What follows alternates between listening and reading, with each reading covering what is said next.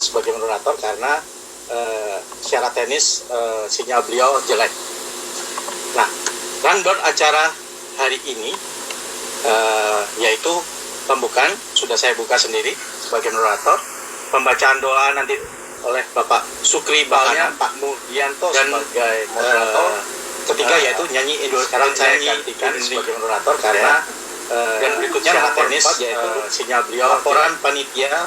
Nah, untuk rundown acara Surabaya hari ini diwakili oleh Pak Rahmat yaitu pembukaan 5 ya saya buka sendiri Ketua Umum Forum P3 SLS Ibu Triana Salim yang beliaunya sedang di Jakarta tadi. Dan keenam yaitu diskusi pengaduan. Ini yang mungkin rame ya. Kita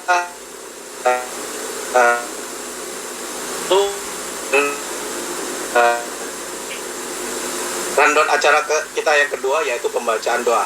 Monggo silakan Pak Sukri Bahanan untuk memimpin. Bismillahirrahmanirrahim. Allahumma sholli ala Muhammad wa ala ali Muhammad. Kama shallaita ala Ibrahim wa ala ali Ibrahim. Innaka Hamidum Majid. Ya Allah, kami mohon petunjuk-Mu. Engkau Tuhada dan badan pengelolanya. Ya Allah, Engkau yang maha pembuka jalan. Semoga dengan adanya acara ini, jalan kebenaran akan terwujud. Ya Allah, berikanlah kemudahan dalam mencari kebenaran ini dengan petunjuk-Mu. Bantu apa? Gimana? Sorry, putus-putus. Bangsaanku, bangsa dan tanah airku, marilah kita seru, Indonesia bersatu. Hiduplah tanahku, hiduplah negeriku, bangsaku, rakyatku semuanya. Bangunlah jiwanya, bangunlah badannya, Indonesia Raya, merdeka, merdeka, tanahku yang ku cinta. Indonesia Raya, merdeka, hiduplah Indonesia Raya. Indonesia Raya, merdeka, merdeka, tanahku, negeriku yang ku cinta. Indonesia Raya, merdeka, hiduplah Indonesia Raya. Jadi kalau sis merubah settingan. Terima kasih Bapak dan Ibu atas waktunya. Settingan yang baru akan Jadwal acara diterapkan. kita berikutnya yaitu laporan panitia untuk P3 SLS Surabaya dan Bali. Monggo Pak Rahmat Utoyo. Kami persilakan. Ya. Selamat malam teman-teman, Bapak Ibu semuanya yang hadir di Zoom ini. Tapi target yang ingin kita capai saat ini adalah bagaimana membuat komunitas ini di seluruh Indonesia ini benar-benar bersatu untuk menghasilkan suatu tujuan yang lebih positif, yaitu mencapai hunian yang penuh dengan kenyamanan dan keharmonisan. Kalau selama ini seperti yang kita ketahui memang banyak persoalan yang timbul, maka kehadiran kita sesuai Undang-Undang Republik Indonesia Nomor 20 Tahun 2011 tentang Rumah Susun Pasal 96, ada pun maksud tujuan didirikannya forum pengembangan atau disebut juga forum P3 SLS ini adalah untuk memenuhi pasal 96 yang salah satunya adalah menciptakan hunian vertikal yang harmonis, nyaman, dan kesejahteraan. Nah, moga-moga malam ini kita lebih berfokus kepada perekrutan ketua-ketua perwakilan forum di apartemen masing-masing yang nantinya akan berada di bawah naungan Pak Ketua Rahman untuk Surabaya dan Bali juga akan kita pisahkan oleh Pak Ketua saya lupa tadi, nanti akan kita ini di malam ini, meeting malam ini. Untuk itu malam ini setelah memperkuat panitia gabungan dari setiap apartemen, tujuan kita adalah merangkum klaster permasalahan yang kemudian mencari solusi. Kita akan membuat matriks solusi yang kita akan sampaikan pengaduan ini ke pihak istana. Kira-kira nanti lebih jelasnya kita akan open floor untuk diskusi. Terima kasih sekali lagi. Ya, saya kembalikan ke moderator. Terima kasih Bu Triana, ketua kita. Kita masuk ke ini yang mungkin ramai. Jadi kita buat aturan aja. Nanti siapa yang akan bertanya, siapa yang akan mengadu, resen aja. Jadi kita bergilir aja. Kita coba 3 orang dulu, siapa yang resen.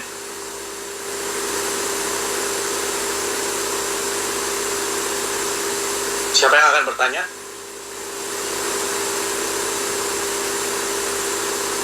Pak Hartono, Pak Rahmat, satu lagi. Oke, Pak Titus Sulaiman. Oke. Monggo silakan, waktunya Pak Hartono dulu. Ya, selamat malam. Sebelumnya saya ucapkan pada Bu Triana, ya, terima kasih waktunya Bu. Pak Rahmat, interupsi Pak Rahmat, bisa videonya dinyalakan? Karena kita sedikit ini orangnya nggak apa-apa dinyalakan. Siapa yang tanya? Pak Hartono, Pak Hartono. Pak Hartono, monggo dinyalakan videonya.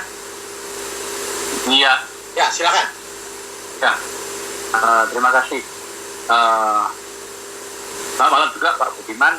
Ya, sebenarnya saya sih untuk pertanyaan saya rasa nanti akan banyak ya. Jadi saya tidak bertanya dulu. Cuma usul, mungkin malam ini sebaiknya ya kita menampung semua keluhan dulu. Kemudian nanti dari keluhan itu coba dirumuskan masalahnya apa dasarnya. Yang mana nanti jadikan poin untuk dilanjutkan ke pusat Pak. Soalnya kalau lihat ya peraturannya untuk hunian yang vertikal ini itu kan rasanya kok ya ada tumpang tindih gitu loh, dari daerah kemudian pusat ya. Kemudian ya kalau saya baca ya undang-undang ada, kemudian peraturan menteri ada, kemudian sebagian daerah juga ada pergubnya. Kalau Jawa Timur terus terang saya kurang tahu. Dan kemudian ya semua peraturan ini kan memang tidak ya, terima kasih. Bu Triana langsung tanggapi atau gimana Bu Triana? Ya, nggak apa-apa. Nanti saya dengarkan beberapa. Tapi terus sampai dengan Februari 2021 itu masa jabatan dari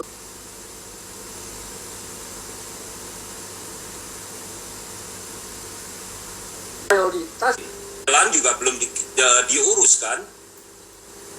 Nah, saya datengin kepada BPKPD-nya. BPKPD itu Badan Pengelolaan Keuangan dan Pajak Daerah Kotamadya Surabaya yang mengeluarkan SPPT PBB. Di sana saya pelajari mulai dari tahun 2019 dia sudah mengeluarkan PBB dibebankan kepada unit-unit dan sudah dipecah seakan-akan benar seperti yang sebenarnya dan sesuai dengan hukum yang berlaku. Tahun 2020 terjadilah perubahan. Sampai tahun 2020 itu awal dia mengeluarkan pertama kalinya SPPT PBB, di mana SPPT PBB itu berubah. Bumi bersamanya bisa berubah. Saya tambah curiga, gila ini, gitu loh. Akhirnya kemudian tahap bulan 8 keluarlah revisi daripada PBB itu.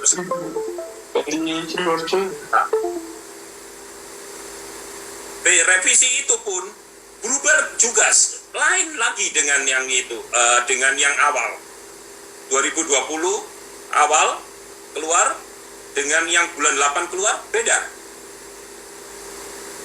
Saya punya buktinya semua. Kemudian tahun 2021 ini keluar lagi, berubah lagi, beda lagi. saya datengin kepada kepala bidang daripada BPKPD.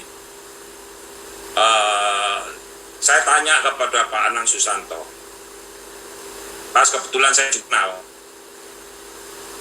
Saya ngomong sama dia, "Yu dasarmu," saya pertama kali tanya, PBB itu keluar, itu kamu bisa mengeluarkan PBB yang sudah dipecah itu berdasarkan apa? Dia menjawab pertelaan. Pertelaan daripada puncak Bukit Golep ini apakah sudah keluar?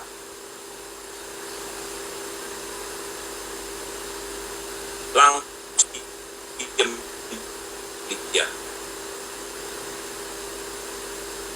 Nah, kalau belum keluar, sudah memecahkan bahkan sampai berubah sampai 4 kali. Hal-hal yang demikian ini, saya langsung ngomong sama kabitnya. Kalau saya ngomong ini bisa ada unsur pidananya.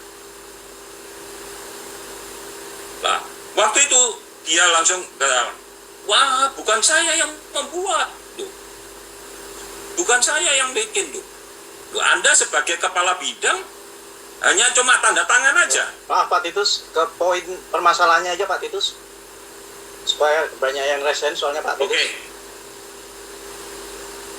Ya, oke. Saya singkat-singkat aja. Jadi yang pertama, yang itu kita harus membeli, kita harus memiliki legalitas, yaitu bagaimana SHM, SRS itu bisa kita pegang untuk mungkin sebagai pembeli suatu saat, misalkan dia butuh uang, dia bisa untuk dijaminkan. Legalitasnya sudah juga sebagai kepemilikan itu sah. Nah, makanya saya menghimbau kepada mungkin pemerintah, kalau saya baca daripada undang-undang daripada rumah susun, itu tidak ada batas waktunya. Makanya kami menghimbau kepada pemerintah supaya bisa mengadakan sedikit pressure kepada pengembang. Setelah bangunan selesai, setelah izin-izinmu keluar, harus 5 tahun misalkan, SHM, SRS itu harus bisa terbit. Supaya mereka tidak dengan santainya menjaminkan daripada sertifikat induknya kepada pihak bank. Itu bukan suatu rahasia lagi lah. Semua pengembang kebanyakan pasti sertifikat induknya itu pasti kebanyakan 90% lah, lebih lah. Itu pasti dijaminkan. Padahal yang sudah terjual 90% lebih di PBG itu. Nah, itu kan bukan miliknya dia kembali sudah. Seharusnya dia kembalikan uang itu yang pembeliannya itu kepada bank untuk menebus kembali kepada surat yang dijaminkan itu supaya bisa diproseslah secepatnya untuk sertifikat SHM SRS-nya itu. Nah, terus kedua, kalau bisa benar-benar diterapkan, begitu bangunan itu selesai, SLF itu harus bisa terbit sebelum serah terima kepada pembeli. Karena SLF ini sangat penting untuk menyangkut daripada keselamatan jiwa daripada penghuninya. Pak, itu 1 menit lagi Pak ya. Oke. Nah, terus itu masa oke lah. Saya cukup ini sebentar lah. Ya. Terima kasih. Terima kasih Pak Titus. Nanti kita batasi paling lama 5 menit ya. Monggo Pak Bu Triana untuk ya, maaf. Maaf di sini Pak Sutanto juga sebagai host kami sebagai admin juga ya. Jadi terima kasih Pak Sutanto tadi telah mengingatkan juga. Silakan Bu Triana. Oke. Ya, saya tangkap apa yang dibicarakan Pak Sutanto ini berarti kita berbicara Partitus, Bu. sebelum serah terima Partitus, partitus ya, oke. Jadi ada terbagi ke dalam dua persoalan. Persoalan pertama adalah mengenai SLF, persoalan kedua adalah mengenai sertifikat. Nah, ini saya setuju sekali, ini harus menjadi salah satu poin yang paling utama. Nah, kemarin memang kita sudah mengatakan bahwa poin pertama itu adalah pra serah terima kunci. Nah, jadi sertifikat ini memang sangat perlu. Yang paling utama solusi yang mungkin kita tawarkan adalah sistem yang kita samakan seperti di luar negeri. Nah, kalau di luar negeri itu begini, ketika kita melakukan sebuah pembelian, itu harus ditaruh di escrow account. Tapi ketika dana tersebut dia akan pakai, maka kita akan ada perjanjian kontrak itu bukan sebagai pembeli, tapi sebagai penyertaan modal, sehingga kita juga mendapatkan profit, bunga dalam semasa pembangunan. Jadi uang kita itu dia boleh pakai sesuai dengan tingkat pembangunan dia. Nah, selanjutnya dia itu akan menurun ketika adanya dana dari kita masuk. Jadi kalau tidak dilakukan solusi seperti itu, yang terjadi saat ini adalah si pengembang yang penting membuat market, lalu membuat brosur. Nah, di situ dia pinjam uang sama bank, dia tarik duit dari kita, sudah kenyang, dia bisa pilotkan diri, kita nggak punya duit untuk bayarkan PKPU dia, masuk pilot. Nah, itu yang terjadi. Jadi, walaupun dia itu nanti tidak pilotkan diri, itu sama juga sertifikat kita ini masih ditahan-tahan di bank, itu menjadi satu kendala karena dia juga nggak punya uang untuk menebus sertifikat itu. Nah, jadi memang ini salah satu yang akan kita usulkan, dan sebagai kelengkapannya kita juga akan mengusulkan satu aplikasi untuk memantau penjualan, karena selama ini kita dibodoh-bodohin. Kenapa saya bilang bodoh-bodohin? Dia bilang ke kita PPJB, bahkan dia bilang ke kita AJB. Tapi Bapak Ibu ngerti nggak PPJB, AJB yang seharusnya dibuat notaris, bukan perjanjian di bawah tangan yang dibuat oleh legal dia. Nah, perjanjian di bawah tangan yang dibikin oleh legal dia dengan judulnya yang bermacam-macam, itulah yang selalu dijadikan alat untuk menekan kita. Dan perjanjian itu sebenarnya tidak diperbolehkan oleh undang-undang kita untuk menerima uang secara penuh. Tapi faktanya uang kita sudah dia terima penuh. Kalau uang kita sudah diterima penuh, harusnya itu sudah harus AJB. Yang lebih parahnya lagi, kita titip uang AJB ke dia. Tapi faktanya AJB itu nggak pernah dibuat. Itu loh. Nah, jadi kalau untuk supaya mereka tidak membodohi dan mengakalin kita, itu harus ada aplikasi. Dan aplikasi ini saya yakin Kesatuan Forum kita, teman-teman kita yang pejuang lama, semua siap menyediakan aplikasi secara gratis kepada pemerintah. Sekarang yang jadi masalah adalah pengembang tidak ingin penjualan mereka terbuka. Karena mereka juga masyarakat pengen lari dari pajak. Nah, aplikasi ini tidak hanya membantu kaum kita, tapi juga akan membantu pemerintah agar pajaknya tidak lari. Dan penerapan peraturan, pembangunan dia sudah berapa persen, aplikasi itu akan mengupdate.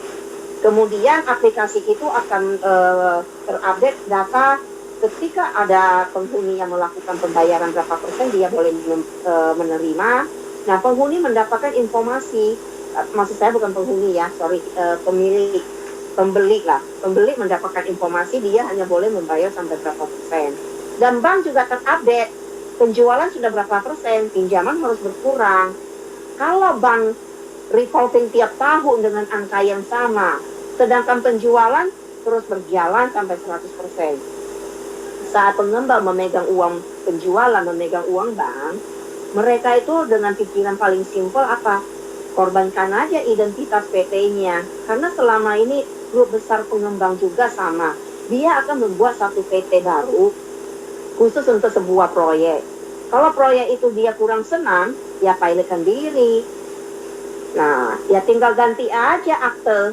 Sebuah akte berapalah, cuma 10 juta. Sedangkan hutang dia di bank, beres ya, nggak usah ambil pusing.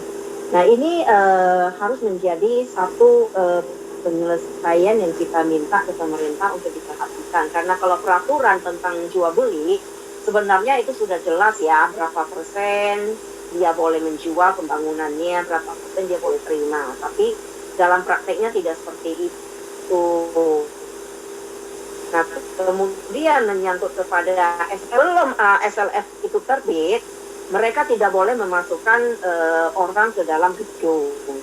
Jika dia memasukkan orang ke dalam gedung, memang ada sanksi. Dan orang-orang juga, kalau di Indonesia, itu kalau dia nggak mau masukkan, kitanya sendiri mendesak. Karena apa? Pengembang senang hati aja tidak masukkan kita, karena dia nggak ada denda ke dia. Uang udah dia terima. Kalau di luar negeri, itu kan beda. Kalau dia belum bisa setelah terima kunci, dia nggak boleh terima uang 100%. Nah, jadi ini sangkut menyangkut. Sehingga kita kadang-kadang, karena sudah bertahun-tahun kita bayar uang 100%, ya sudahlah, belum ada SRF juga kita mau masuk. Tidak ada sertifikat juga kita mau daripada tidak ada sama sekali. Nah, ini di sini adalah karena apa? Kecurangan pengembang yang diabaikan oleh pemerintah membuat kita tertekan.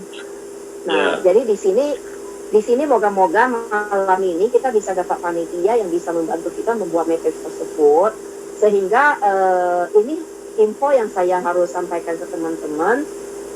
Semalam itu jam 11 itu kita itu benar-benar sangat beruntung ya, ketika pihak KSP berkomunikasi dengan kita via Zoom, mereka sangat mensupport. Mereka juga ingin memberikan kita satu naungan, kepedulian dari KSP itu sangat luar biasa. Satu bahasa yang disampaikan dari mereka untuk kita adalah mereka sangat peduli dengan semua persoalan bangsa. Jadi tidak semua pejabat itu dalam tanda kutip, tapi pejabat yang dalam tanda kutip pun bisa berubah kalau memang kita dapat menyampaikan persoalan kita dengan hal-hal yang lebih solutif, yang arahnya untuk tujuan positif. Siapa sih yang tidak mau membantu kita? Dan yang responnya KSP dengan mendesak untuk berzoom dengan panitia kecil kita ini sebagai wujud dari mereka menunjukkan betapa mereka pedulinya pada saat kita sedang berkumpul panitia gabungan. Mereka ingin memastikan bahwa mereka ada dan mereka hadir di tengah-tengah kita. Nah, saya bersyukur sekali respon yang begitu positif dari pusat. Saya berharap benar-benar mendapat support lah dari teman-teman di daerah, dari perwakilan-perwakilan kita di apartemen. Ya, ini sebagai kegiatan pengaduan panitia gabungan, moga-moga tiap dari kita bisa kontribusi untuk membuat matriks daripada persoalan dan solusi yang kita harapkan. Demikian. Terima kasih Bu Triana. Belum saya informasikan bahwa Zoom meeting ini nanti kita akhiri jam 10 ya. Kita sepakat berakhir jam 10. Penanya berikutnya yaitu Bu Diana, kelihatannya ini dari Jimbaran Bali. Monggo silakan Bu Diana.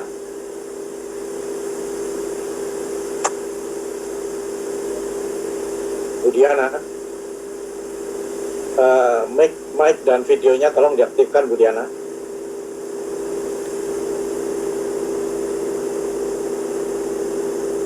Selamat malam Pak Budiman, terima kasih untuk kesempatan yang diberikan malam ini. Selamat malam Bu Triana dan teman-teman semua. Sebenarnya sedikit curhatan aja sih, ini kejadian yang saya alami. Jadi saya beli kondotel Bali Jimbaran View itu tahun 2014, kemudian berjalan 2016 November tiba-tiba saya dapat email bahwa Jimbaran View dipilotkan tanpa kita tahu apa-apa. Tapi sebenarnya sebelumnya saya sempat menerima ROI. Jadi setelah mereka opening, terus mereka mulai berjalan, terus mereka sudah mulai membagikan ROI. Saya sudah dapat ROI itu 2 kali, tapi memang kecil angkanya. Waktu dapat email, maksudnya inti ceritanya itu kami dipilotkan, kita semua berkumpul di Bali karena tidak tahu apa-apa. Ternyata katanya si owner dipilotkan karena tidak mampu bayar hutang. Ternyata setelah berjalannya waktu hingga 2021 ini saya ikut beberapa rekan kami di sana ikut proses hukum yang dijalankan. Ternyata si owner itu tidak pernah hutang piutang, tapi dia dipilotkan sepihak dan sudah dibuktikan di pengadilan bahwa si owner bisa menunjukkan yang dia dipalsukan suratnya. Direktur Jimbaran View itu memalsukan surat dan sudah terbukti bersalah dan masuk penjara. Tapi si owner sampai saat ini masih di penjara, keluar masuk istilahnya. Jadi masuk setelah selesai untuk satu masalah keluar, berapa lama kemudian masuk lagi. Masuk yang terakhir ini kena masalah di Pupuk Kaltim, karena dia bilang masalah Pupuk Kaltim itu BUMN, jadi dituduh korupsi. Sampai saat ini si owner bilang dia tidak korupsi karena dia kan tidak ambil duit Pupuk Kaltim, tapi Pupuk Kaltim itu yang masukkan uang di sana untuk diinvestasikan. Nah, ini di sini saya minta teman-teman di sini atau apa yang harus kami lakukan, mengingat si owner juga uangnya sudah habis. Si owner malah minta bantuin dia untuk bagaimana caranya ketemu sama siapa, bagaimana harusnya, sampai dia bikin di Facebook, tolong dong Pak Jokowi bantu saya hukum Indonesia ini gimana, seperti itulah. Saya tidak mampu lah membantu karena angka yang mereka minta itu MM-an. Saya sempat juga ketemu Hotman Paris ke Kelapa Gading. Pak Hotman cuma bilang, wah susah ini kalau urusan pilot begini, panjang ceritanya. Saya malah dibilang suruh tuntut si ini. Terus uang AJB udah dibayarkan juga, dan itu bukti, si owner sudah memberikan bukti juga. Ini saya sudah bayarkan sama si sama si notaris. Ini notarisnya ini, bukti bayar segini. Bayar pajak juga sudah. Ini buktinya ini. Dia sudah memberikan bukti-bukti. Tapi si owner ini nggak tahu siapa yang harus membantu dia. Mungkin dari rekan-rekan di sini akan bisa membantu. Itu saja. Atau ada rekan saya yang Deka bisa bantu nyambung ceritanya. Waktunya saya persilakan Pak Deka kalau mau lanjutin. Kalau enggak nanti. Maaf. Developernya siapa, Bu? Developernya siapa ya Deka ya? Resort. Bukit In Resort. Nama aslinya Ida Bagus Surya Buana. Ida Bagus Surya Buana. Iya. Panggilan itunya, nickname-nya Gusnik. Jadi kalau kita sih gini ya Pak ya, kita sih ngelihat maaf Pak Deka nanti berikutnya ya Pak. Saya Jimbaran View juga. Masih nyambung Pak. Pak Deka itu rekanan juga. Mungkin Pak Deka lebih banyak tahunya. Pak ya, maaf Pak ya. Oh gitu. Ya. Ya, monggo Bu Triana. Bu Triana. Oke, jadi kalau saya lihat ini kasusnya kan lebih spesifik kepada satu apartemen yang agak berbeda. Tapi nggak apa-apa, karena ini menyangkut banyak orang kita, maksud saya kaum kita ya. Nggak apa-apa, itu nanti saya di Japri aja, kita bikin forum khusus untuk membantu menyelesaikan persoalan. Yang penting kalau di selintas saya mendengar, kalau tidak salah kita ada bukti kita sudah AJB ya. Nah, jadi itu kekuatan hukum kita. Saya tidak mau tahu urusannya si pengembang dengan orang lain. Saya hanya ingin tahu kalau memang kita sudah memegang AJB, jadi siapapun itu persoalan, itu bukan urusan kita lagi. Urusan kita adalah memperjuangkan bagian kita yang sudah AJB tersebut. Nah, karena notaris itu sudah mewakili negara. Jadi apa yang dibuat, AJB yang dibuat di depan notaris, itu adalah sah demi hukum. Perkara orang lain itu antara pengembang dengan pihak ketiga, itu sudah bukan urusan kita. Nanti nggak apa-apa, saya nanti dengan tim legal saya, dengan tim hukum kita, kebetulan juga ketua kurator juga anggota kita, nanti kita bantu bagaimana menyelesaikan persoalan. Yang kita selesaikan itu adalah hak-hak daripada komunitas kita, kaum kita ini yang sudah memegang AJB maupun PPJB. Putri, ya, AJB itu memang saya belum pegang, tapi ada beberapa orang yang sudah pegang AJB. Saya pribadi belum pegang. Okay. PPJB Ya, sudah ada, saya pegang. Ya, panutannya kita ada PPJB, itu sudah sama dengan AJB. Ya, yang penting itu nanti hak kita yang kita perjuangkan. Urusan dia dengan pihak ketiga itu bukan urusan kita. Urusan kita adalah dasar yang kita pegang dari notariat. Nanti kita bantu dari sesi yang secara terpisah ya. Oke Bu, terima kasih Bu. Terima kasih Pak Terima kasih. Budiman. Terima kasih Bu Triana, terima kasih Bu Diana. Monggo silakan Pak Dedi C. Wandi berikutnya. Tolong sebutkan juga dari apartemen atau kondotel mana ya Pak Dedi. Malam Pak Budiman, malam rekan-rekan sekalian. Salam kenal, saya Dedi. Saya dari Surabaya, apartemen Eskos Residen Surabaya. Yang saya tanyakan di sini mungkin agak berbeda dikit ya dengan masalah sama Ibu Triana, Ketua Umum. Salam kenal juga. Yang ingin saya tanyakan di sini mungkin agak berbeda masalah PPJB atau AJB. Yang ingin saya tanyakan sesuai kasus kita yang di apartemen Eskos Residen adalah Surabaya adalah masalah P3RS. Jadi di tempat kita P3RS sudah terbentuk dari 2018 sesuai Undang-Undang Rumah Susun masa jabatan 3 tahun sampai 2021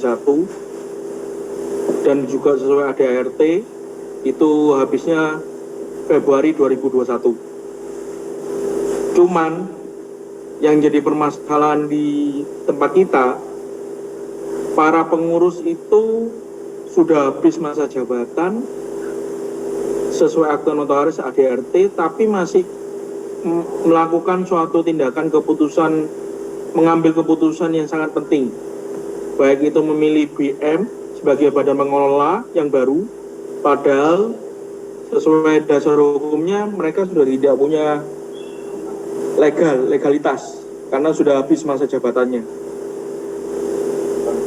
Dan kita sebagai warga meminta mereka untuk mengadakan UTA, mereka tetap tidak mau. Kita sudah kirim surat kemana-mana, ke instansi pemerintah, kecamatan, kelurahan, dan lain-lain.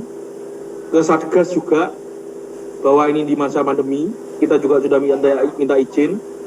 Cuman mereka tetap bersikukuh, tidak mau mengadakan RUA dengan alasan pandemi COVID. Interupsi Pak Dedi. Ya, Pak. Hampir sama dengan kasusnya hampir sama dengan Pak Rahmat ya ini kelihatannya ya. Iya, benar Pak. Mungkin pertanyaan berikutnya Pak atau keluhan berikutnya Pak. Kenapa Pak?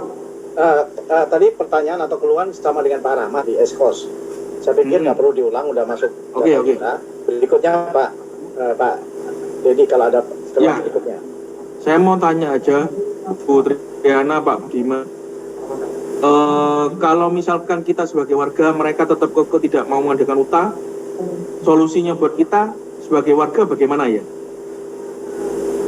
Itu aja Pak Budiman. Makasih Pak Budiman. Ya, monggo silakan Bu Triana untuk menjawab secara langsung. Kalau di saya, kalau memang mereka itu sudah masa pengurusannya sudah habis, artinya mereka sudah tidak memiliki kewenangan untuk menaikkan kontrak dengan badan pengelola. Lalu bagaimana dengan badan pengelola yang saat ini berusaha untuk menguasai kita ataupun mengelola keuangan kita? Tentunya mereka tidak memberikan transparansi dan tidak memiliki kewenangan ataupun legal standing untuk mengutip keuangan. Jadi saran saya adalah warga tidak melakukan pembayaran IPL ataupun biaya pengelolaan kepada oknum-oknum yang tidak jelas, yang tidak punya kewenangan, tidak punya kontrak, atau punya kontrak tapi dari pihak-pihak yang tidak memiliki kewenangan. Artinya di sini saya ingin menyampaikan, teman-teman semua pernah belajar berorganisasi, pernah belajar untuk menjabat di suatu jabatan. Ketika masa jabatannya sudah habis, tentu tidak memiliki kewenangan untuk melakukan kontrak.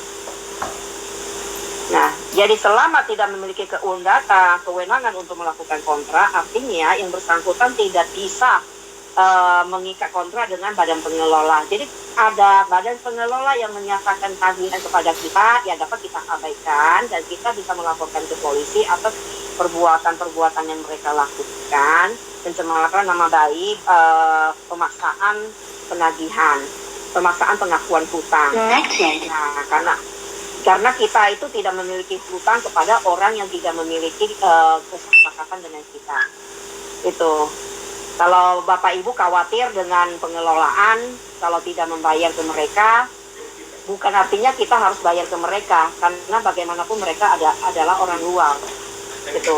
Nah, yang harus didesak itu ya kembali ke pemerintah. Jadi poin ini kita akan masukkan ke bagian P3SR, menggarapkan pembentukan P3SRS, termasuk melakukan rapat untuk perpanjangan kepengurusan.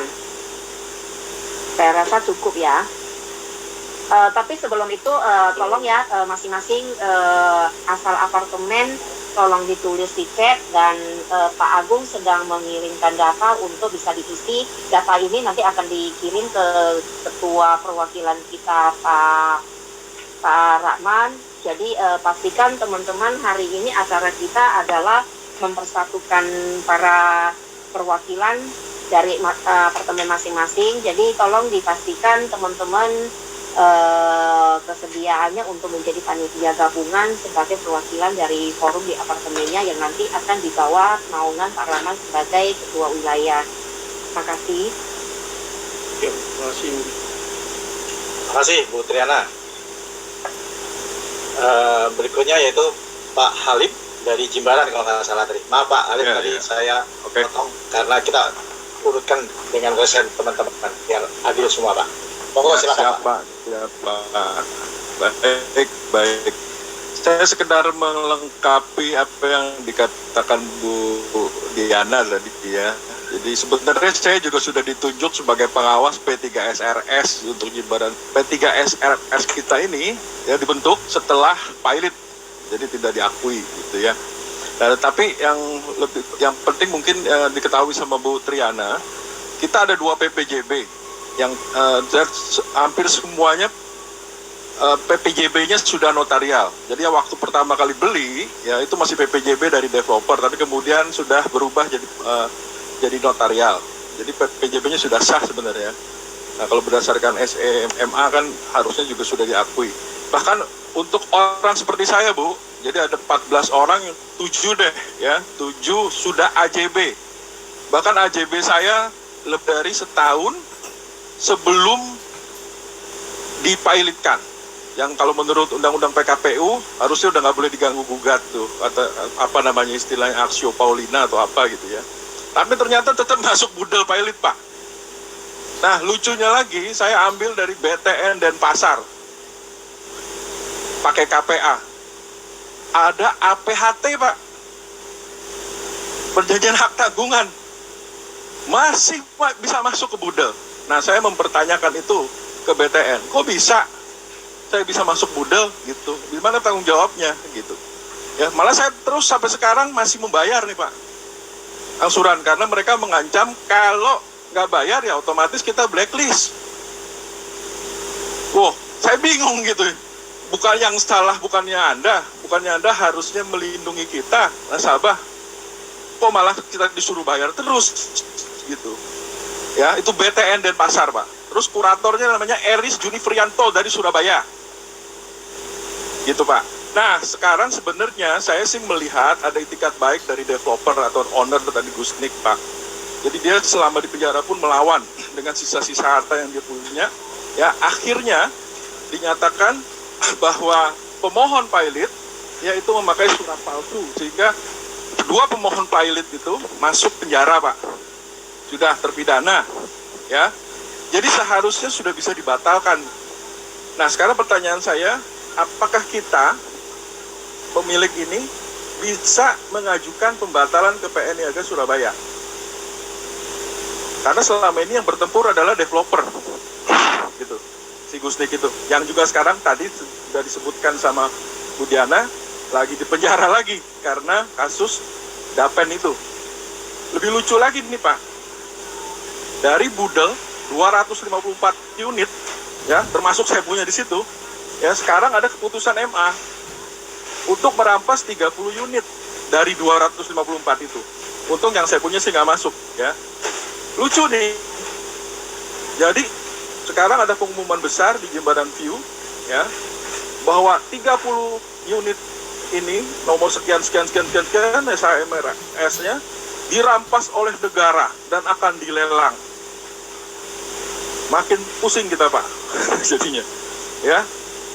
Jadi udah makin gak jelas aja tuh, kita beli semua untuk investment gitu ya, tapi akhirnya malah jadi kayak begini ya. Saya sih juga sudah catat permasalahan saya. Nah sekarang saya kembali lagi menekankan masalah yang utama adalah apakah kita sebagai pemilik ya itu bisa mengajukan pembatalan pilot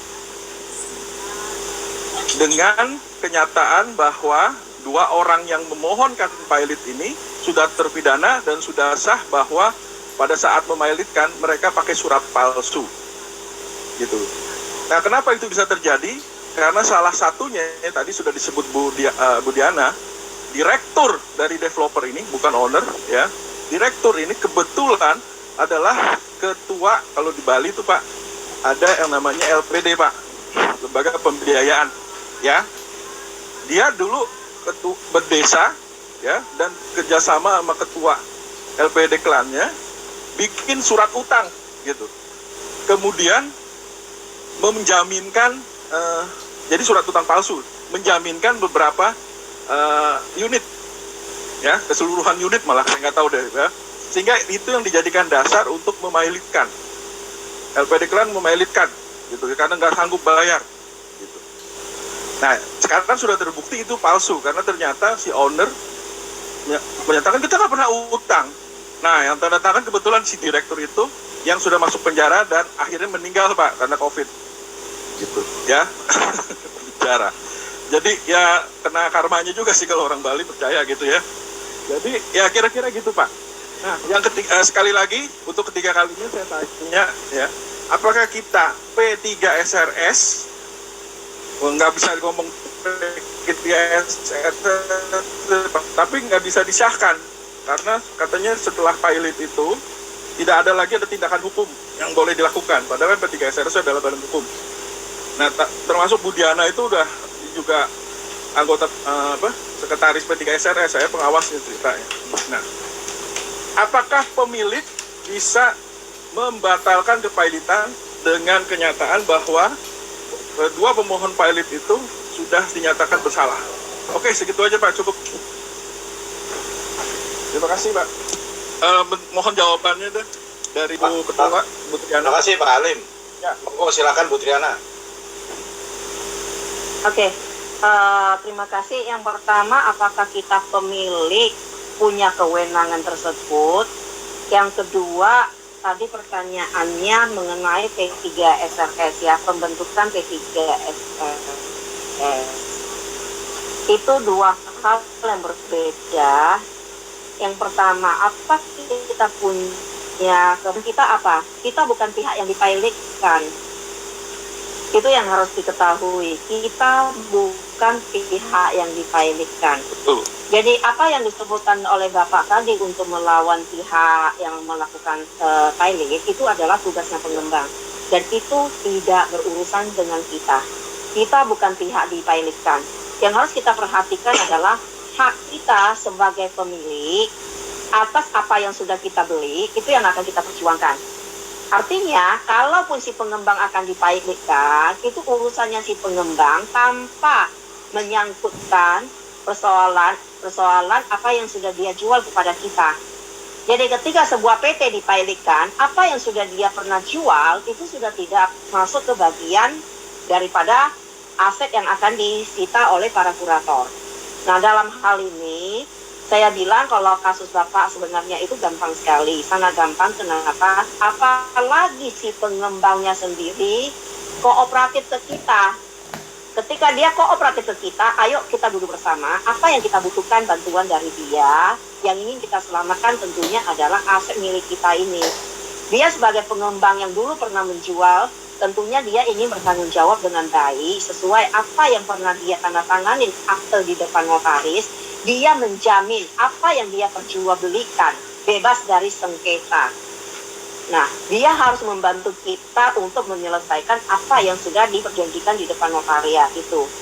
Jadi AJB atau PPJB itu ada klausa-klausa yang sangat melindungi kita. Apa yang sudah dia perjualbelikan pada detik dia tanda tangan itu sudah bukan merupakan aset daripada ini lagi. Dan pada Undang-Undang Nomor 20, bahkan aset tanah pun disebutkan sudah menjadi bagian milik bersama P3 SRS. Nah, lalu yang jadi persoalan Bapak di sini apa? Kami nggak bisa bentuk P3 SRS karena kita sedang dipailikan. Bapak baca dulu putusan dari PKPU itu seperti apa. Itu kan dia tidak boleh melakukan apapun selama masa tersebut. Dia itu siapa? Pengembang. Tapi kalau Bapak baca 174 pasal 74 ayat 1 Undang-Undang Nomor 20, pemilik wajib membentuk P3 SRS. Pemilik yang dimaksud siapa? Kita nggak ada hubungan dengan si pengembang, si penjual lama. Nah, P3 SRS kita tetap harus dibentuk. Nggak ada dasar hukum yang mengatakan P3 SRS kita tidak boleh dibentuk. Karena badan hukumnya berbeda, Pak. Jadi ini hal-hal yang kadang-kadang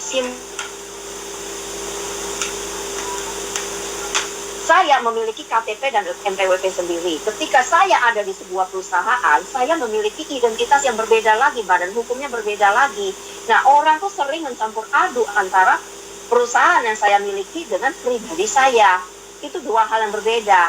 Nah, sama halnya di sini adalah konteksnya, kita selaku pemilik itu berbeda dengan si pengembang. Kalau si pengembang dilarang untuk X, Y, Z, itu yang dilarang badan hukumnya si pengembang. Tapi P3 SRS ini diwajibkan satu badan hukum yang berbeda. Itu. Kalau Bapak sudah memiliki serah terima kunci, Bapak diwajibkan oleh Undang-Undang Republik Indonesia, wajib membentuk P3 SRS. Tidak ada pihak yang boleh melarang. Jadi seperti yang tadi saya bilang, tidak masalah nanti kasus ini kita bantu selesaikan case by case secara terpisah, karena ini khusus ya, tidak sulit untuk kita masukin di dalam pengaduan umum ya. Tapi kalau memang nanti itu ada poin yang harus kita masukin, akan kita masukkan. Demikian. Terima kasih Bu. Terima kasih Bu. Ya. Pak Andika cukup, Pak Alim maaf, Pak Alim cukup. Nah, sedikit lagi tambahan, saya juga sudah melaporkan BTN Denpasar ya ke OJK sejak 2 tahun yang lalu, Pak. Kalau dihitung sama OJK regional Bali sudah 3 tahun. Tapi akhirnya saya ke pusat ya, karena akhirnya dia bilang katanya ini udah dilimpahkan sudah 3 kali, ditegur tidak bisa. Nah, akhirnya dilimpahkan ke Dewan Komisioner OJK pusat 2 tahun lalu. Sampai sekarang saya dapat jawabannya kalau saya tanya gitu ya, saya udah dapat WA Ombudsman OJK masih dalam proses, 2 tahun masih dalam proses tuh, Pak. Bayangkan tuh ya. Itu aja deh. Oke, terima kasih Bu Triana atas pemahamannya ya. Kalau gitu kita teruskan saja P3 SRS-nya ya, Bu Diana. Thank you. Oke, Ya. terima kasih Pak Alim. P3 SRS-nya Terima kasih, diteruskan dan AJB Anda itu sah demi hukum, kecuali BPN menyatakan AJB kita dibatalkan. Kalau AJB kita tidak pernah ada pihak yang batalkan, kita adalah sah sebagai pemilik dan kita nggak mau tahu urusan pilot kecuali si pengembang mau kerjasama dengan kita, ayo kita bantu. Yang penting hak para pemilik ini dijaga. Bu, P3 SRS bisa nggak pakai notaris di luar Bali? Karena banyak pemilik dari Jakarta. Ini tadi Emangnya dulu, P3 SRS ini notarisnya kenapa? nah itu dia, notarisnya juga kan adalah notaris yang bikin AJB segala macam. Kita juga jadi... Enggak, maksud saya di Bali itu kan ada banyak notaris ya. Oh, Jadi cari aja notaris lain, tidak harus notaris yang bikin AJB. Notaris mana aja ya. Karena dia bukan PPAT, notaris mana aja sepanjang Bali bisa aja. enggak, maksud saya lebih banyak pemilik di Jakarta. Saya sih kebetulan memang sih kerja di Bali. Enggak bisa Pak, Nggak Bapak bisa ya? selain darat Harus di P3 Bali ya? SRS harus di lokasi, harus di Oke. Bali. Baik. Oke, terima kasih Bu. Ya cukup sekian Pak. Terima kasih Pak Alim. Pak Budiman ya. Ya, terima kasih Pak Andika Halim. Terima kasih Bu Triana. Berikutnya yaitu Pak Hartono Citra Setiawan. Kelihatannya tadi sudah, tapi monggo silakan satu pertanyaan atau keluhan aja Pak Hartono. Silakan. Selamat malam. Tadi saya kan belum bertanya ya. Kemudian ya yang sekarang mau saya lakukan tuh saya mau cerita dikit, kemudian juga ada beberapa pertanyaan gitu ya. Untuk saat Kami batasi 5 menit ya Pak Hartono. Iya, saya singkatkan Pak ya. Untuk saat ini ya, apakah ada peraturan atau hukum ya yang mengatur suatu pengembang properti ya, mau rusun ataupun yang landed, itu syarat minimal apa yang harus dipenuhi untuk melakukan jualan? Apakah mungkin harus membuktikan dia punya lahan, punya modal untuk menyelesaikan atau gimana gitu? Sebabnya kasus yang di CBD ini, yang tempat saya ini, penjualan itu sudah dilakukan dari tahun 2012. Ya, saya termasuk terlambat untuk membeli. Saya mulai membeli tahun 2013, yang mana pada saat itu sama sales agent propertinya ya, itu dikatakan bahwa penyerahan akan terjadi dalam 3 sampai 4 tahun. Ya, kemudian itu juga dijelaskan bahwa setelah cicilan berjalan berapa persen, ya itu PPJB akan dilakukan. Nah, kemudian itu dijelaskan juga di suratnya itu bahwa serah terima akan dilakukan 3 tahun setelah PPJB ditandatangani. Ya, keterlambatan akan ada penalti sekian persen per bulan. Nah, tetapi pada prakteknya, kenyataannya setelah semua berjalan, PPJB itu tidak kunjung datang. Bahkan kasus saya ini sampai saya lunas itu belum dilaksanakan. PPJB baru terlaksana itu pada tahun 2019.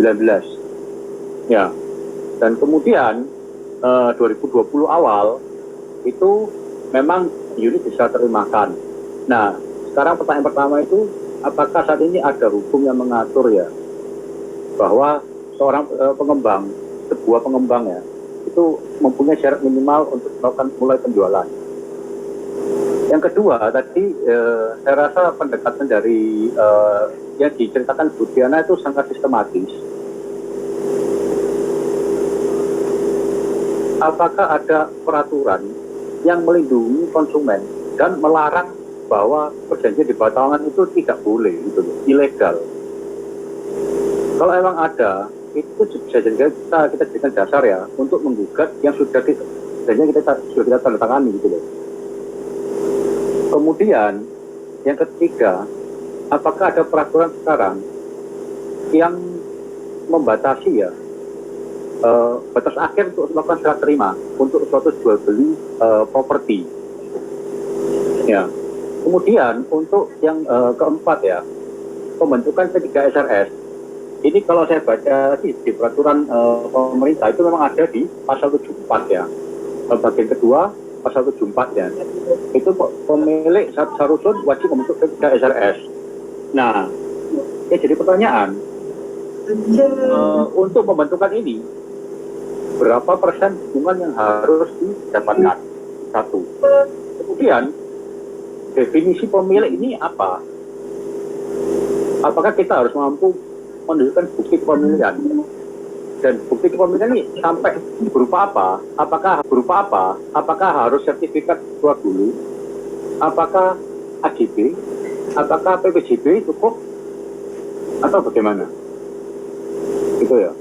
Kemudian kalau kasusnya di CBD ini, AGB kan tidak terlaksana. Ya, AGB tidak terlaksana, maksudnya belum terlaksana sampai sekarang.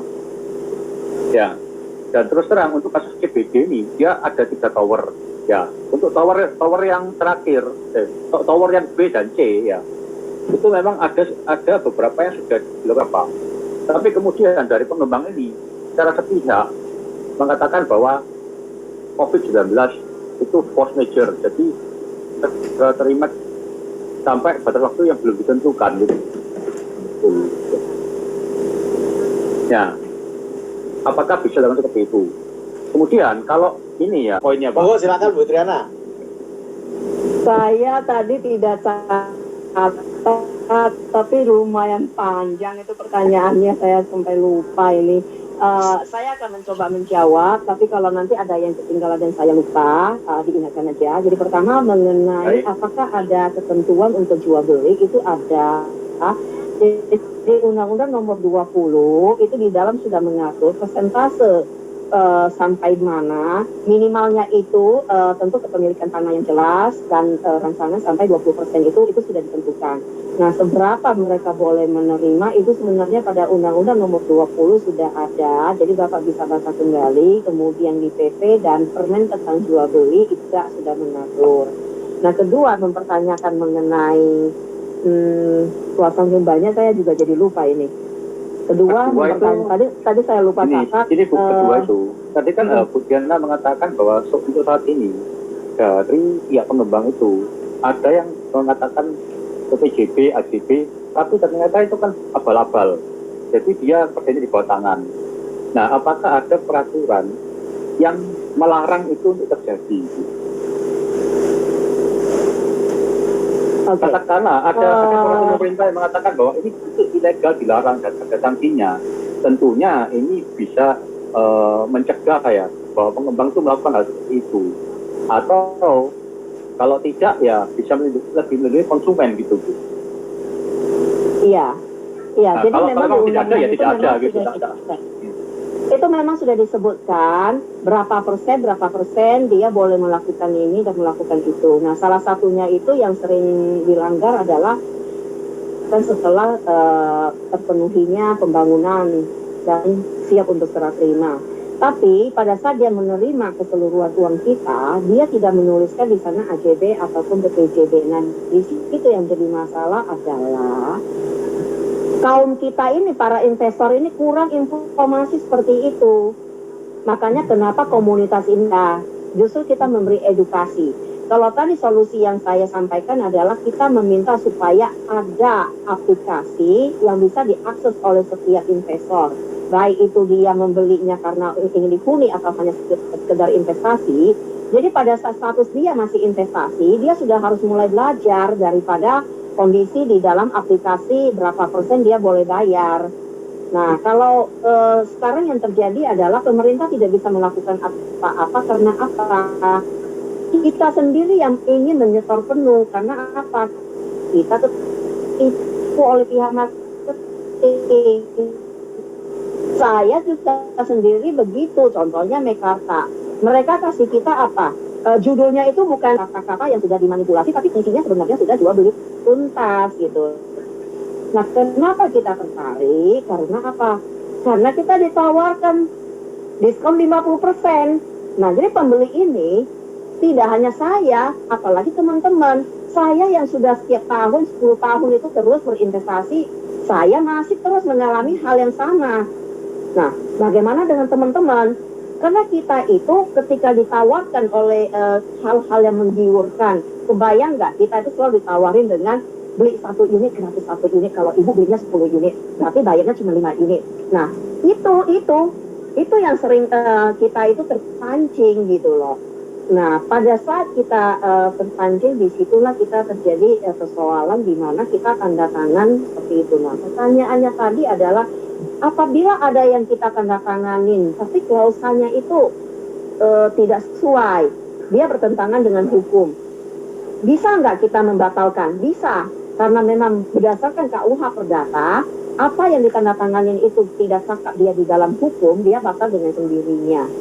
Nah, jadi memang itu tidak bermasalah sebenarnya, hanya saja proses itu memakan biaya dan memakan waktu kita. Kalau Bapak Ibu bukan ahli hukum, bukan orang hukum, berdebat dengan pengacara mereka, Bapak Ibu duluan kalah. Kalau kita harus masuk ke pengadilan, Bapak Ibu juga bukan pengacara, kita nggak bisa menggugat sendiri karena nggak punya skill. Kalau seperti saya bisa menggugat sendiri. Nah, tapi kalau Bapak Ibu bagaimana? Harus bayar pengacara, udah belum apa-apa, udah diminta 100 juta. Mundur kita pikirannya. Makanya itu kenapa kita hari ini kita ingin melakukan pengaduan, ini yang saya bilang, non-litigasi ini akan kita jalan, apalagi kita dari pemerintah sudah mengulurkan tangan, yang kita minta itu apa? Tolong Pak, jangan kami dikit-dikit disuruh melawan pemerintah atau menggugat si A, si B, si C. Andai kata Pemda itu proaktif, ketika ada masalah, pengembang dipanggil. Karena pengembang ini takut sama Pemda, izinnya itu kan dari Pemda. Kalau dia melanggar, dia kan bisa diancam di Undang-Undang Nomor 20, dia diberi sanksi administratif dengan mencabut izin dia. Jadi Pemda itu super body banget sebenarnya, dia punya kekuatan itu powerful banget. Nah, si pengembang bisa dicabut izinnya kalau dia melanggar, karena si Pemda ini sudah mendapat kewenangan itu dari pasal 5 sampai pasal 12, dia membina, melakukan koreksi. Di penutupan, dia bisa memberikan sanksi. Powerful banget Pemda. Ini persoalan adalah apa? Si Pemda ini ada oknum-oknum yang masuk angin. Kenapa saya bilang demikian? Pelanggaran pengembang ini tidak hanya terjadi di Surabaya, tapi ini sepanjang Indonesia. Terstruktur dan masif. Betul. Dan bagaimana dengan oknum pejabat? Kalau sampai kita hari ini berkumpul panitia gabungan, sampai detik terakhir kemarin 6 panitia gabungan apartemen, tidak termasuk 96 apartemen yang ikut memiliki masalah yang sama. Sedemikian banyak, kalau kita tidak sebut ini sebagai terstruktur, apalagi ini sudah masif. Nah, makanya ini yang harus kita sampaikan ke Bapak Muldoko. Kenapa? Saya sendiri adalah ketua umum di Fans Muldoko. Kami kenal banget pribadinya seorang Pak Muldoko. Beliau itu sangat peduli dengan persoalan anak bangsa. Tidak mungkin kalau kita mengadu, terus dibiarin begitu aja gitu loh. Nah, tinggal bagaimana kita menyusun secara dengan bagus ya. Jadi kita tidak hanya menjadikan ruang curhat. Kalau kita hanya ingin curhat di istana, buat apa gitu loh. Mendingan kalau mau curhat, kita publis aja di media, kita curhat sepuas-puasnya sampai si pengembang sama oknum-oknum itu tidak tahan. Tapi kalau kita akan melakukan pengaduan ke istana, saya butuh teman-teman dari perwakilan, kita susun matriks yang bagus, kemudian nanti kita akan zoom dengan moga-moga dengan Pak Jokowi, dengan Pak Muldoko langsung pengaduan kita. Nah, pada saat itu ya kita monggo, kita akan mengundang media karena 1000 perwakilan kita akan berbicara. Ya, semoga udah menjawab ya. Kalau ada yang ketinggalan silakan. Ini Bu, apakah ada sekarang ya peraturan yang membatasi ya bahwa pengembang harus menyerahkan sertifikat dalam jangka waktu tertentu gitu. Jadi sekarang ini kan kadang sertifikat tuh tidak keluar. Oke. Ya. Jadi begini. Oke, supaya saya tidak lupa. Ya, jadi kapan dia harus melakukan AJB dengan kita? Pada saat kita bayar lunas, kita sudah harus langsung meminta AJB. Nah, kalau kita sudah tanda tangan AJB, notaris itu punya kewajiban paling lama 1 bulan dia harus serahkan kepada BPN. Nah, kalau sudah diserahkan kepada BPN itu tidak keluar, itu kasih ke saya bantu. Saya bantu dari pusat. Karena BPN kalau dia telat daripada waktu yang ditentukan, kalau lewat daripada 3 bulan, saya yang akan bantu ke pusat untuk menyelesaikan persoalan. Namun yang jadi masalah biasanya bukan di BPN, kita tidak dapat kesempatan untuk AJB. Nah, di sini warga kita sudah melakukan pembayaran penuh, kita punya hak untuk menuntut AJB. Jika dia tidak ingin melakukan AJB, pertama kita tidak akan membayar yang namanya IPLTU dia. Dan di sini teman-teman jangan khawatir masalah PKPU. Tidak salah satu tujuan dari PKPU kita adalah apa? Kesulitannya kita mengajak pengembang berbicara, kita tidak dianggap, kita dianggap segelintir orang, kita dianggap provokator. Nah, ini menjadi persoalan. Tapi ketika kita melakukan PKPU, kita paling tidak sudah duduk seimbang, mengundang pengembang untuk duduk di ruang mediasinya hakim untuk berbicara. Terlepas dari kita akan menang atau kalah. Tapi kalau kita sudah melangkah ke PKPU, kita juga ingin apa yang kita ingin menangkan, apa yang sudah kita bayar. Karena Bapak Ibu jangan lupa, tadi ada pertanyaannya saya baru ingat, tanda bukti kita pemilih itu apa? Apakah harus ada AJB? TPJB itu pun adalah tanda bukti lunas. Nah, kita akan kembali ke KUH Perdata tentang jual beli. KUH Perdata tentang jual beli, transaksi jual beli dinyatakan sudah sah ketika seorang penjual telah menerima apa yang dia perjualbelikan, menerima uang yang apa dia perjualbelikan, dan menyerahkan apa yang wajib dia serahkan. Begitu juga seorang pembeli ketika bayar lunas dan menerima apa yang harus diserahkan oleh si penjual. Nah, transaksi itu adalah sah. Jadi kalau Bapak Ibu sudah menerima kunci, artinya Bapak Ibu adalah pemilik yang sah. Pertanyaan saya sangat simpel ke Bapak Ibu. Pada saat Bapak Ibu tinggal di rumah tersebut, status Bapak Ibu apa? Diserah terima kunci. Penghuni dari mana? Pinjam pakai, penyewa, atau penumpang gelap? Kan tidak. Semua itu jelas dalam kapasitas sebagai pemilik yang melakukan jual beli yang sudah selesai. Gitu loh. Baik, berarti Bu ya, dengan PPJB itu cukup Bu ya untuk membentuk P3 SRS? Ya, secara hukum PPJB itu sah secara hukum. Beberapa sidang kita di putusan MK juga sudah jelas PPJB itu sah. Tapi kalau kita kembali ke KUH Perdata, itu juga memang sah. Kemudian Bu ya, berapa persen dukungan yang harus kita kumpulkan untuk membentuk PPJB?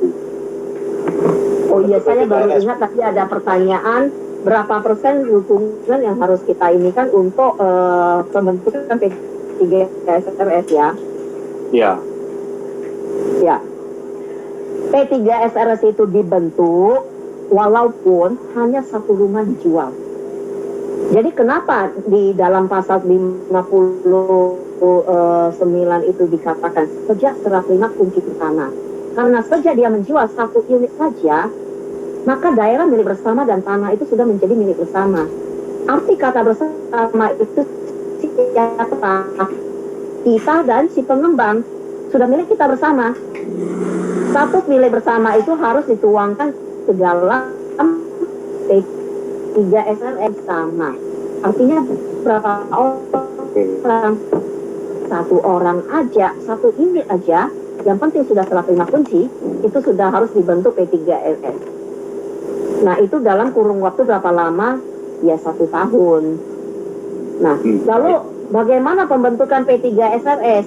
Nah, di situ di Undang-Undang Nomor 20 dengan PP-nya dan Permen Nomor 23 itu sudah ada ketentuan. Pertama kita mengundang. Kalau yang hadir hanya 1 orang, nah atau berapapun acara tersebut harus ditunda untuk kedua kali. Nah, yang kedua kali berapapun yang hadir, walaupun cuma 2 orang, 3 orang, ya jalan. Oke, baik, jelas Bu. Terima kasih. Oke, terima kasih Bu Triana, terima kasih Pak Hartono. Sebelum terima kasih waktunya. Sebelum ke ya, kita batasi aja ya pertanyaannya 2 dan 5 menit ya. Jangan terlalu banyak sehingga Bu Triana bingung itu pertanyaan apa lagi yang masuk. 2 aja ya pertanyaan. Tunggu Bu Lanitan, silakan Bu Lanitan. Bu Lanitan. Ya, iya Pak. Videonya dinyalain Bu, biar tahu. Ya. Wah, selamat malam Bu Triana Salim, Bapak Budiman. Saya Lanitan dari Apartemen Trillium, Surabaya. Nah, yang ingin saya sampaikan di sini, permasalahan kita itu tidak beda jauh dengan ISPUS. Bedanya kalau yang di ISPUS dia sudah pembentukan P3 SRS tapi abal-abal. Nah, ini yang kalau di Trillium kita serah terima kunci awal itu sudah tahun 2011. Nah, berarti sudah 10 tahun belum dibentuk P3 RS definitif. Nah, setelah kita menanyakan ke pengembang, pengembang menjawab harus ada persyaratan AJB minimum 50% dari pemilik. Nah, apakah ini dibenarkan hal ini? Karena saya tidak melihat atau tidak membaca di dalam undang-undang ada hal seperti ini. Itu pertama. Nah, terus yang kedua, setiap tanda tangan setiap tanda tangan AJB, pengembang berusaha untuk menyelipkan satu surat kuasa. Surat kuasa yang intinya nanti pada waktu rapat P3RSS itu diwakilkan ke mereka. Nah, bagaimana cara mengatasi dalam menyelipkan surat kuasa itu, cara menggugurkannya itu bagaimana? Itu yang saya tanyakan. Apakah ada jalan untuk agar nanti pada waktu rapat itu tidak dikuasai oleh mereka? Itu yang kedua. Yang ketiga, ini pertanyaan saya. Cukup dua dulu ya, biar nggak lupa, Bu. Oh iya, oke. Makasih. Bu Lanitan, monggo silakan Bu Triana. Bu Triana. Ya maaf, moodnya baru dibuka. Oke, pertama tadi saya mendengar 2011 sampai 2021. Nah, pertanyaan saya 2011 artinya masa pengelolaan hak yang dimiliki itu kan 1 tahun ya, 2012 ya. Sejak 2012 sampai 2021 ini Bapak Ibu membayar IPL kepada orang yang tidak memiliki kewenangan ini, apa Bapak Ibu menyadari?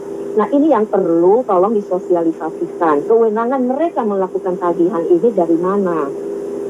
Jadi kami itu pernah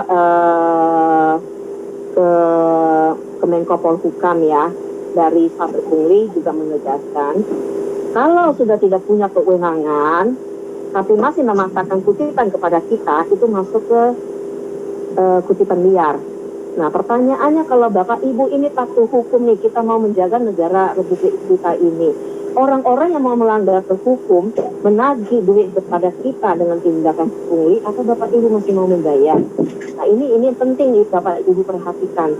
Nah, kedua pertanyaannya tadi Ibu adalah AJB minimum 50%. Nah, Ibu sendiri mengatakan, saya kotak-katik bola balik ketentuan, bukan Ibu aja Bu, saya yang sudah 10 tahun ini, saya yang sebagai saksi ahli hukum di pengadilan, saya pun nggak pernah ketemu kalimat itu, Bu. Tidak ada kalimat yang mengatakan AJB itu minimum 50% baru boleh dibentuk P3 SRS. Jadi negara ini punya aturan hukum. Kita ini orang-orang yang punya intelektual. Jangan macam-macam sama kita, kasih aturan sepihak dari dia, terus kita itu disuruh tunduk. Ya nggak mau. Ya, kalau bicara nggak punya dasar hukum, tolong jangan dijadikan bahan diskusi. Itu yang harus kita pertegas dengan si pengembang ini, dan Pemda ini harus peduli. Jangan si Pemda pula yang membackingin si pengembang untuk bikin aturan suka-suka dia. Itu. Kemudian tadi pertanyaan Ibu tentang surat kuasa. Itu perjuangan kami beberapa tahun lalu adalah masalah surat kuasa. Gitu loh. Nah, sekarang perjuangan kita itu sudah berhasil. Ibu tinggal melihat kembali kepada Permen nomor 23. Jadi surat kuasa itu udah nggak berlaku. Surat kuasa itu hanya berlaku bagi keluarga kita sendiri, Bu, yang masih satu kakak. Baik itu ibu kita, saudara kita, atau anak kita. Di luar daripada itu, surat kuasa nggak bisa dipakai. Mau dipilih atau mau memilih. Itu. Jadi perjuangan forum kita ini tahun demi tahun, walaupun itu lambat, tapi ada hasil. Ya, jadi moga-moga menjawab ya Bu. Bu Triana, saya tambahin, biasanya pengembang itu pada masa seperti tadi Bu Lanitan itu, mereka membentuk yang namanya P3RS sementara. Padahal di undang-undang itu tidak ada kata-kata P3RS sementara. itu yang kebanyakan dipakai oleh para developer untuk menarik IBL maupun sinking fund. Itu Bu Triana. Oke. Istilah apapun yang dia buat, saya tidak peduli. Yang saya peduli adalah pasal 59, dia memang bisa menjadi pengelola sementara, yang dia sebut P3SRS sementara. Sebenarnya bukan P3SRS sementara ya, karena izinnya pengembang itu kan bukan izin mengelola. Tapi karena oleh Undang-Undang Nomor 20 dia dikasih kewenangan untuk mengelola untuk sementara dalam masa transisi selama 1 tahun. Jadi bagian keterangan menyatakan masa transisi yang dimaksud adalah 1 tahun sejak serah terima kunci pertama. Jadi sejak serah terima kunci pertama, makanya di sini saya selalu bertanya kepada Bapak Ibu, tolong dicari informasi serah terima kunci pertama kapan. Pada saat dia masih serah terima kunci pertama, tahun pertama, mau nggak mau kita diam. Karena apa? Undang-undang memberikan dia kewenangan. Tapi usai dari 1 tahun, mau istilah apapun itu adalah penipuan publik untuk menggalang dana. Serah terimanya ilegal, Bu. Serah terima apa, Pak? Serah terima apa, Pak? Serah terimanya ilegal, Bu. Tidak sah. Jadi jebakan Batman namanya, Bu. Serah terima apa, Pak? Serah terima kunci. Sebenarnya kita nggak ngerti serah terima itu syaratnya apa. Maaf, itu jangan diselipin gitu. Ya, Pak Okta, mohon maaf, jangan langsung diselipin gitu. Interupsi dulu ya, Pak Okta. Oh iya, ngomong. Kita berusaha tertib. Monggo silakan Bu Triana. Ya, jadi intinya adalah Bapak Ibu perhatikan di pasal 59. Apa yang saya masuk ini tetap di Undang-Undang Nomor 20 ya. Jadi Bapak Ibu ada pentingnya Bapak Ibu harus mulai belajar Undang-Undang Nomor 20 tahun 2011 tentang rumah susun. Kenapa? Karena Bapak Ibu kan akan menjadi perwakilan kita di apartemen. Nah, Bapak Ibu harus bisa menjawab persoalan-persoalan teman-teman. Saya tidak menuntut, oh kamu harus bisa nih menjawab semua begini-begini. Ya, tiap orang kan memiliki keterbatasan ya. Tapi minimumnya Bapak Ibu harus paham. Harus paham. Nah, pasal 59 kepada mereka 1 tahun, Pak. Usai dari itu sudah tidak ada kewenangan. Mau istilah apapun, ya kita nggak peduli. Orang gila, dia mau bilang dia raja, mau bilang dia P3SRS, mau bilang dia apa, ya itu dia. Kita ya kita. Gitu loh.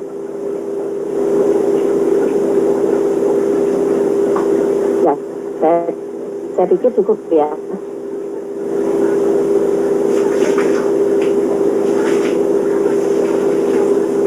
Terima kasih Bu Triana. Terima kasih Bu Lanita. Terima kasih. Oke, makasih Bu Lanita. Berikutnya Pak Hanslo. Silakan Pak Hanslo. Tolong mic dan videonya dinyalakan Pak Hanslo. Makasih Pak. Terima kasih. Jadi perkenalkan saya Hans dari apartemen Puncak CBD. Tadi juga satu rekan dengan Pak Hartono ya. Ini di sini juga banyak juga teman-teman dari CBD.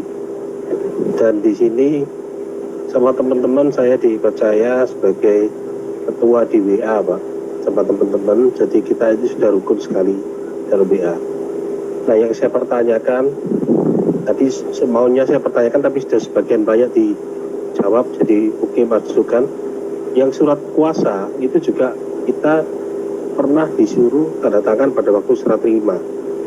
Dan lucunya itu surat kuasa terakhirnya itu mengatakan bahwa surat kuasa itu tidak ada masa waktunya Pak. Jadi sampai unit itu berpindah tangan. Itu dengan keterangan Bu Triana, jadi akhirnya kita tahu ya itu nggak benar. Nah terus juga saya mau cerita juga apartemen grup Puncak ini dia ada 6 project dan itu yang awal namanya Puncak Permai sampai sekarang juga belum terima untuk SHM SRS-nya. Jadi itu mungkin perjuangan dari teman-teman grup puncak semua, ya. Mungkin Pak Titus juga bisa bersama-sama kita itu grup puncak. Terus di tempat kita sendiri itu ada Tower B dan Tower C, ya. Yang Tower B itu mereka molor dengan bilang karena COVID. Nah, saya mau pertanyakan itu, apakah betul pemerintah ini sudah menyatakan COVID ini sebagai bencana nasional? Karena di situ dia bersembunyi di balik aturan, kalau memang ada bencana nasional atau force majeure, dia bisa menunda pembangunan. Padahal setahu saya pemerintah tidak pernah menyatakan force majeure dan tidak pernah melarang konstruksi itu berhenti. Itu. Yang Tower C malah sampai sekarang juga tidak ada kepastiannya kapan serah terimanya. Dan lagi untuk fasilitas-fasilitas umum itu belum ada dibangun. Seperti pasar modern dan mall yang mereka janjikan tidak ada. Jadi sekarang ini posisinya betul-betul mangkrak, nggak ada pembangunan sama sekali. Belum lagi nanti ada posisi lift penumpang passenger itu yang sudah dioperasikan di Tower A itu hanya satu sisi aja, yang di sisi timur. Di sisi barat kita selalu minta macam-macam sudah alasannya yang masih untuk di pemeriksaan atau mungkin masih diperbaiki atau apalah isinya. Itu alasannya mereka. Mungkin ini aja yang saya keluhkan. Mungkin Bu Triana juga bisa kasih masukan. Terima kasih sebelumnya. Nah, silakan Bu Triana. Langsung menanggapi. Oke. Jadi untuk pembangunan itu, apapun yang terjadi sekarang itu tidak bisa dialasankan seperti mereka maunya mendefinisikan seperti itu. Pembangunan itu tetap harus dilanjut sesuai kesepakatan waktu kita melakukan perjanjian dengan mereka, masa yang mereka janjikan itu kapan. Kalau waktunya sudah tiba tapi mereka tidak bisa melakukan serah terima, kita pun bisa melakukan yang namanya PKPU mereka. Tapi kalau kita tidak mau PKPU mereka, kita tetap bisa menggugat. Karena pada prinsipnya mereka sudah kontestasi. Jadi kita kembali kepada perjanjian, kesepakatan perjanjian. Tanggal yang mereka janjikan untuk serah terima itu kapan? Kalau tanggalnya sudah jatuh tempo, nah kita gugat ke pengadilan. Nah pada saat itu sebelum sidang dimulai biasanya ada mediasi. Nah di sana Bapak Ibu juga akan dilindungi oleh hakim yang melakukan mediasi untuk menjelaskan bisa nggak dia beralasankan ini force majeure dan sebagainya. Jadi intinya adalah alasan-alasan yang dia pakai itu sebenarnya tidak tepat. Jadi tetap kita paksa aja kalau mereka tidak bisa melakukan itu, apakah duit kita mau dikendalikan atau mau kesepakatan seperti apa yang teman-teman sepakat. Intinya teman-teman sesama pembeli harus bersatu suara dulu maunya kita bagaimana yang sama-sama untung. Jangan sampai kita udah lama bayar, uang kita bisa nggak mereka kendalikan. Kalau memang nggak bisa, mendingan kita pilihkan mereka di mana kita take over nanti. Take over oleh para kita sendiri, para pembeli yang sudah membeli gitu. Kan masuk kurator ya Bu? Ya tetap harus lewat kurator. Dan kuratornya itu memang kita yang menggugat tentu akan lebih ini di pihak kita. Oke. Iya Bu. Terus ini baru ingat Bu, satu lagi sorry. Bagaimana trik Pak supaya kita nanti Pak satu aja. Silakan. Karena ini kesulitan kita yang sangat krusial Pak. Gimana caranya Bu, triknya kita supaya kita ini bisa ketemu sama pengelola, karena selama ini manajemen itu tidak pernah mau ditemui, selalu pakai customer service yang notabene masih anak-anak fresh graduate yang nggak ngerti apa-apa Bu. Dan selalu kalau kita tanya pimpinannya, manajernya, selalu mereka bilangnya nggak ada. Maaf Pak, saya nanya dulu kata pengelola yang Bapak masuk ini apa? Karena kalau gedungnya belum siap, tidak ada pengelolaan, yang ada adalah manajemen pemasaran. Yang Bapak masuk ini manajemen pemasaran. Kalau pengelola itu yang gedung sudah siap dan mereka menjadi pengelola atas apartemen kita. Jadi sementara Bu, itu di Puncak CBD ada yang namanya BPL, Badan Pengelola Lingkungan. mereka itu yang kolek untuk IPL, parkir dan sebagainya. Sampai berarti yang sudah ya, yang sudah terbangun ya, yang sudah terbangun ya. Iya, yang sudah terbangun. Mau ketemu pengelola paling gampang itu adalah kita jangan mau ketemu dia, siapa sih dia? Anda kan adalah pemilik. Pengelola itu kan pembantu. Masa kita mohon-mohon untuk ketemu pembantu? Kalau pembantunya ngeyel, ya buang aja. Artinya apa? Kita nggak mau tunduk kepada mereka yang mau menagih kepada kita. Ini siapa? Kita jangan bayar mereka, tagihan mereka, biar mereka yang mencari kita. Jadi kalau di sana ada aturannya, telat aja sudah didenda 0,5% 1 hari itu, ngalah-ngalahin rentenir itu. Kalau kita nggak punya hutang pada orang yang kita tidak kenal, bagaimana bisa disebut kita kena denda? Kita kok nggak punya hutang toh? Yang penting adalah begini loh, pengelolanya ini siapa? Bapak udah satu tahun belum? Udah serah terima 1 tahun belum? Sudah 1 tahun. Ya, kalau udah 1 tahun, kita nggak peduli dia. Mana dasar hukum dia, kewenangan dia. Kalau belum 1 tahun, pahit-pahit Bapak turuti aja apa maunya. 12 bulan Bapak lalui. Setelah itu, jangan mau turuti. Artinya apa? Ayo teman-teman, Bapak koordinir, Bapak kasih pengertian. Mana kewenangan mereka? Yang mau menagih ini preman atau pengelola yang memiliki kewenangan. Tunjukkan dulu kewenangan mereka untuk menagih. Kalau tidak, ya preman di pinggir jalan masuk ke perumahan kita, usir. Oke, terima kasih Bu Triana. Jadi paling nggak ya, kita harus cepat membentuk P3 SRS itu. Iya. Pak Hans ya, cukup ya Pak Hans? Cukup, terima kasih Pak Budi, terima kasih Pak waktunya. Terima kasih Bu Triana. Silakan berikutnya Pak Heri Santoso.